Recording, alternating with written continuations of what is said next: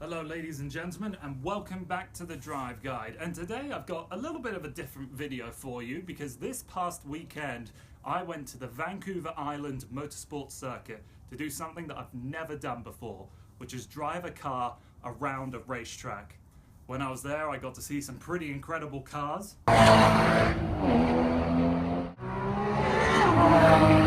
experience some elation, oh my lord, and make some pretty questionable noises. Oh yeah. Oh. That plus so much more is coming up here on the Drive Guide.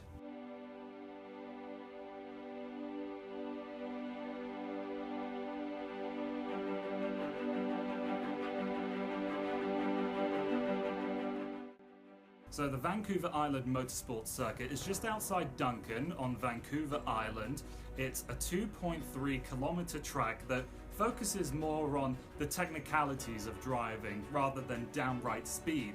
But it's a members facility where members can bring their own personal cars to drive around for the day. And I went along to something that the facility offers called the Taste of the Circuit, where novices like me can come out and drive on a racetrack for the day. And the day started in the classroom where we learned about the procedures of driving around a track, and then we actually got a tour around the racetrack so we could learn each of the corners. As I said, it is a members facility where members can bring their own cars, and when I was there I saw the Porsche Cayman GT4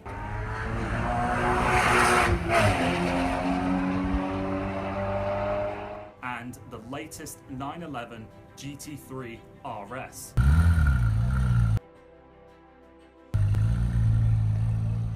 And first up, it was the Subaru. This was the car that they wanted us to learn the best driving line and feel comfortable pinning the brake and the throttle. So we spent the first 20 minutes behind the wheel at a fair pace behind the instructor that was in the BMW M3. This is what gave me a good insight for the rest of the day. The slow gearbox and the cheap interior were certainly a letdown with the WRX. But the redeeming feature was the all-wheel drive that was able to pull you out of every corner, no matter when you hit that throttle. Next up was the BMW M240i, which had X-Drive, which was a bit of a shame. I was hoping I could get behind the wheel of a rear-wheel drive BMW, but there was nothing I could really do about that. I do want to note that with this helmet I can barely fit in this car. It doesn't want to... oh Jesus, it doesn't want to go any lower. Well, this will be good fun. First BMW I've ever hooned around in. This is the dotted line up the top of the hill here. Oh wow, okay. So we have ourselves the 3-litre inline-6 that BMW is so well known for, and already I can tell you it is amazing.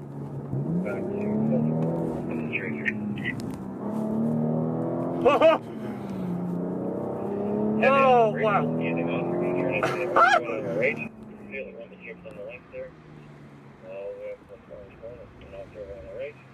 Yes.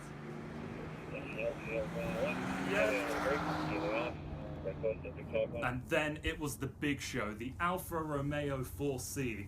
And I'll let myself cut in here so I can share some of the things I experienced in that car. I have not been in as badly trimmed of a car, I think, ever. These vent controls, they look like they come from a children's toy. I have little to no room. I'm not going to even bother adjusting the rear view mirror because I won't be able to see out of it. You can see the engine back there though, which is pretty cool. So this Alfa 1.7 litre turbocharged 4-cylinder engine. It has no power steering whatsoever, so I'm very interested to see how that turns out. The carbon fiber is very obvious here. Okay, I've got to get the AC going because I'm going to die here if I don't. All right, here we go. Oh, that clutch engagement. Oh, that was... oh, all right, this... I really don't know if this is going to be a good lap for me. I don't think anything of the sorts is going to work. All right, let's have automatic. I don't want to go in a manual just yet. DNA. Oh yeah, we got to go into dynamic mode. All right, here we go. So dynamic mode is on. Oh my God, feel the turbo! Whoa! Yeah, there is no power steering in this whatsoever. Holy! Oh my goodness! Oh, this is incredible! Oh, listen to that. Yeah, here we go. Power down. Oh, brake really hard. Up a little bit tighter here. 2 to 3 car lengths like we were doing this morning. Oh wow, this is a handful. This is a handful. Oh my Lord. Ah! Oh, feel those brakes. I don't think these are assisted whatsoever. Oh, really going wide. Oh, this is it. Yeah, power. Oh, it corners so flat. But I feel like I'm wrestling this car. I feel like it's a war that I'm barely winning. Oh, a little bit of dust from the Porsche. Some speed. Oh, he's hit the cone. Oh! Oh, this is a racket. Oh, you really have to work for this car, but let me tell you, the work is rewarding. Overtaking the Porsche. My ears are bleeding, but I'm having probably the greatest driving experience I have ever had. Wow! The gear shifts are actually responding a lot better than I was expecting. The travel or the paddle is really quite sure. This car was a riot to drive. It was noisy, it was uncomfortable, and it was incredibly tiring to drive. But I have never felt more rewarded driving a car than I have done with that 4C. Think of it as the stress that you put into studying for a final exam. You fry your brain taking in all of this information and you perpetually feel exhausted. But then the day comes where you write that final exam and you later find out that you passed with flying colors, and all that stress and hard work was worth it. You have that feeling of relief that you've made it through and you just feel so satisfied. That is what it was like driving that Alfa Romeo. And then lastly, it was the Porsche Cayman S, which, thank the car gods above, was the previous generation 3.4 litre naturally aspirated flat 6. It's been a goal of mine for quite some time to drive this car, and it finally happened. I feel like I've got the seat heaters on. What's going on? Please don't tell me there's seat heaters.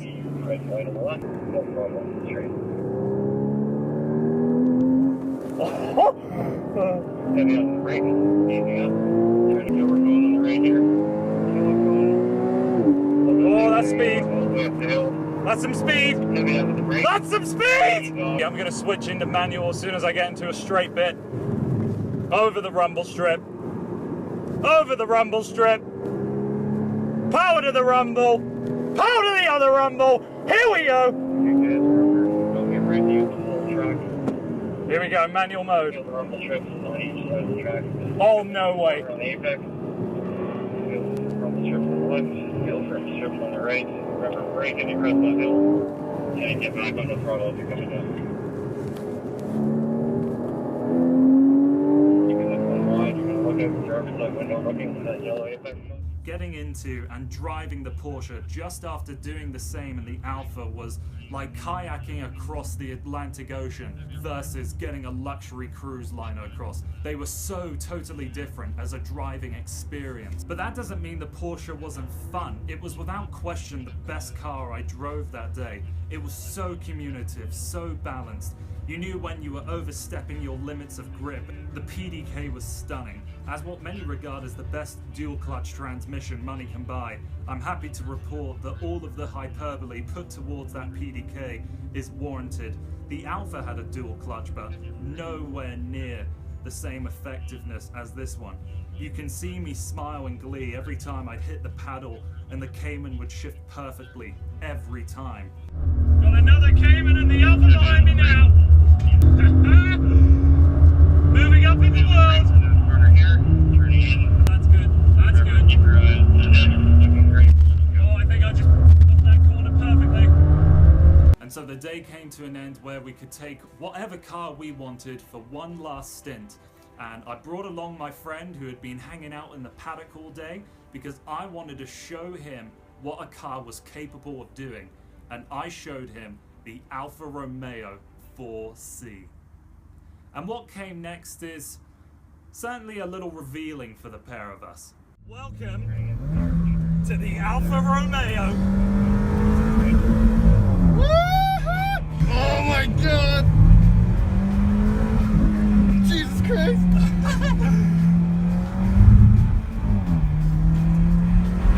Oh, no power on the brakes. Really? Oh my god! Oh yeah, that's awesome.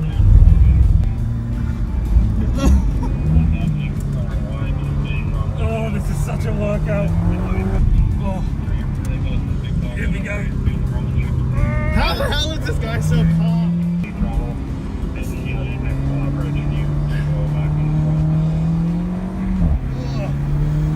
Looks so much different watching it from the outside. Oh, I bet. Pretty sweaty hands.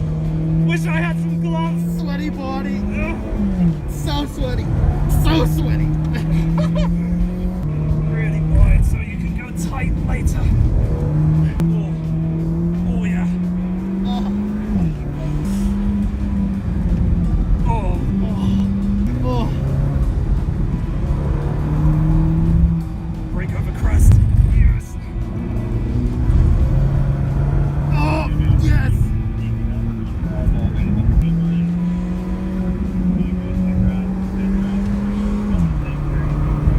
Oh, I felt the crevice in there.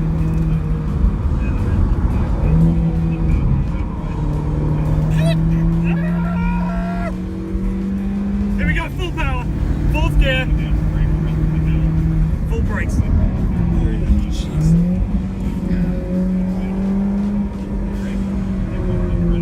I can't hear him over this bracket.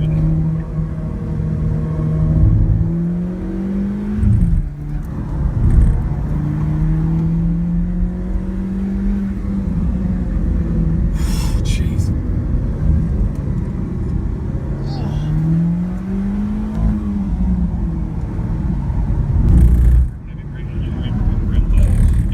I'm getting a bit too close to this Porsche now, I think.